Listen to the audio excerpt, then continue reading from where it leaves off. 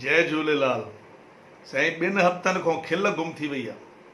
मूंखे बि बुखार अची वियो ऐं अहिड़ी अहिड़ी ख़बरूं पिया ॿुधूं, पंहिंजा सुञातल वीचारा भॻवान खे प्यारा थी विया ऐं उन्हनि जे सर ते बि न वञी सघियासीं, छो त कोरोना जो टाइम ॾाढो ॾुख आहे।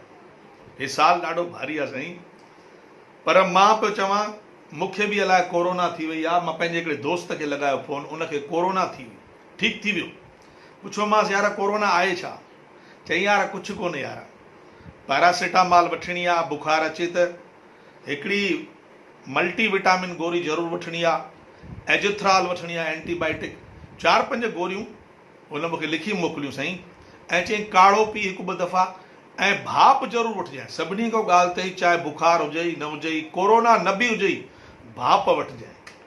साईं, अॼु ठीकु आहियां मां, बाक़ी तव्हांजी दुआऊं आहिनि। मां चयो पंहिंजे भाउरनि खे खिलायो न आहे। खिलऊं था, पुराणी ॻाल्हि था यादि कयूं। जंहिं महिल शादियूं थींदियूं, पोइ कोठीअ ते हिकिड़ो माण्हू विहारिबो। कोठी माना इहे जेका सामान, महांगो सामान, या शादीअ जो जेको राशन पाणी ईंदो हुयो, उन ते हिकिड़ो पंहिंजो माण्हू विहारिबो। घर में ॻाल्हि निकिती, शादी हुजे मुंहिंजे भाउ जी, कोठीअ ते कंहिंखे विहारियऊं? कोठीअ ते पाड़े में धर्मदास आहे, उनखे था विहारियऊं। मुंहिंजे पीअर चयो, साईं छाजो धर्मदास खे विहारियऊं? पिछले दफ़े ॾिठो आहे कोन? सभु खाजा किशमिश ड्राई फ्रूट खणी पंहिंजे घर मोकिले छॾियऊं। यार इहा ॻाल्हि सही आहे। वरी सलाह थी त पंहिंजे माण्हू खे विहारियऊं। हिते मुंहिंजी माउ आई, चई मुंहिंजे भाउ अचण वारो आहे न परमानंद, उल्हासनगर मां, उनखे विहारजो कोठीअ ते, उहो रांधनि जे मथां बि बढ़िया विहंदो आहे। हालांकि मुंहिंजे पीउ खे विश्वास न हो, छो त हुनखे ख़बर आहे कि उहो दारू ॾाढो पी वेंदो आहे। हेॾो होॾो कन खुजई, पर हाणे साले जे नाले ते कीअं न करे साईं। मुंहिंजी माउ वरी कावड़जी वेंदी। आख़िर तय थियो त भई परमानंद ईंदो, उहो कोठीअ ते विहंदो। साईं मामा साहब मुंहिंजा आया, विहारियोसीं कोठीअ ते। मामा तव्हां कोठी संभालिजो ऐं रांधणनि खे बि ॾिसिजो, जेके रोटी वोटी ठाहिण वारा हूंदा, सभु तव्हांजी जवाबदारी अथव। अच्छा, हिकिड़ी ॻाल्हि मां तव्हांखे ॿुधायां, इन महिल जंहिं महिल विहांउ थींदो न, त सालो, पुफड़ या मामो, यानी कोई इहे जेके ख़ासि रिश्ता हूंदा न, इन्हनि खे ख़ासि कमु ॾिबो। अगरि न ॾियो न इन्हनि खे कमु, त इहे लफड़ो विझंदा, इहे लफड़ेबाज हूंदा। उहो शादीअ जे एन टाइम ते ई भई ॾिख बिख थींदी हुजे या बारात निकिरण वारी हुजे, त अखियुनि में हुनजे ॻोढ़ा अची था, मुंहिंजी टिकट वापसि कराए छॾियो।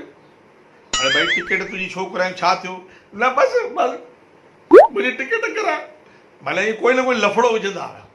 वरी उन्हनि खे मनाइण लाइ वरी ॿियो खंबो दारूअ जो घुराइबो, त हो तेॾी महिल वञी ख़ुशि थींदा, दारू वारू पीआरे वॻो उन्हनि खे घुराए ॾिबो।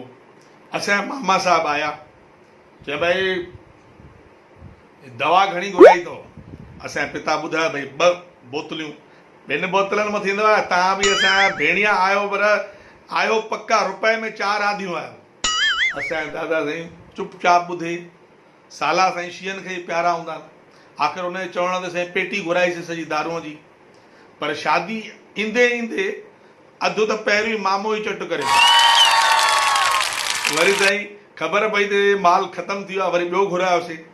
ख़ैर, मामा साहब जेके आहिनि उहे पंहिंजो कोठीअ ते लॻाए वेठा हूंदा पंहिंजो।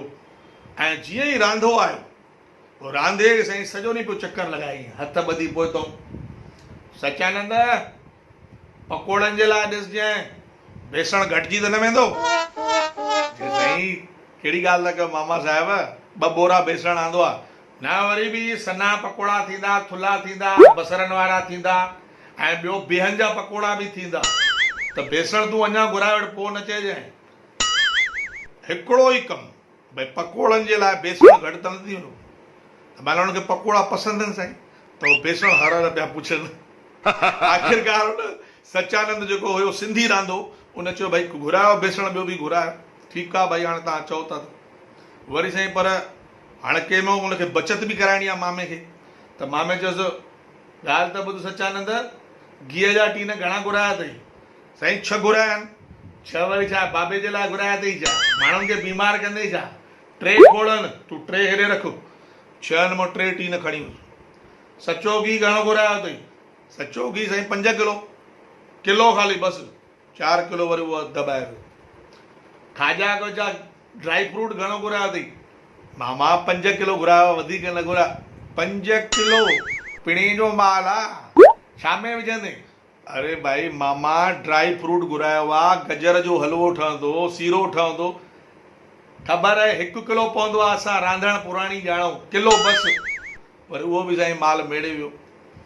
ख़बर पई साईं रोटी ठहियूं त रोटी बिगड़जी वई, माण्हुनि वठी दाह कई, मामे जो कोई ख़बर ई न। माण्हुनि चयो भई सीरो ठाहियो, हुन में खाजो ई न हुयो, न ड्राई फ्रूट हुयो, सफ़ा कचो ठहियो, रोटीअ में कोई स्वादु ई न हो, सुकी सुकी रोटी ठाही हो। बसि हर स्टॉल ते पकोड़ा पिया ईअं ॾेखा मचनि, हर स्टॉल ते 2-2 प्लेटियूं 4-4 प्लेटियूं पकोड़ा। आख़िरकार बदनामी थी वई साईं। असांजे पिता सॾु कयो रांधे खे, चई भाई कीअं कयो अथई? चई तव्हां मामे खां पुछो। मामे खे सॾु कराइण, चई मामा इहो त ॿुधायो कि इहे खाजा किशमिश विया काॾे? चई विया काॾे? अरे रोटी अहिड़ी फर्स्ट क्लास ठही आहे, नालो कढामांव थी मां तव्हांजो। ऐं ओॾी महिल पियासीं थकिजी, तव्हांजो सेण बि हुयो ऐं ओॾो नेमनदास बि हुयो, तव्हांजो पुफड़ बि हुयो, सभु वेठासीं, चुकी चुकी पीतीसीं, ॾिठोसीं त चखनो त हुयो ई कोन। पोइ वरी असां वरी खाजा किशमिश इहे जेके ड्राई फ्रूट बचिया हुया उहे ओॾां हलिया विया जाॾे वञणा खपनि, पेट में। कोई दिक़त आहे तव्हांखे छा? अहिड़ी फर्स्ट क्लास रोटी ठही आहे जो पुछो न।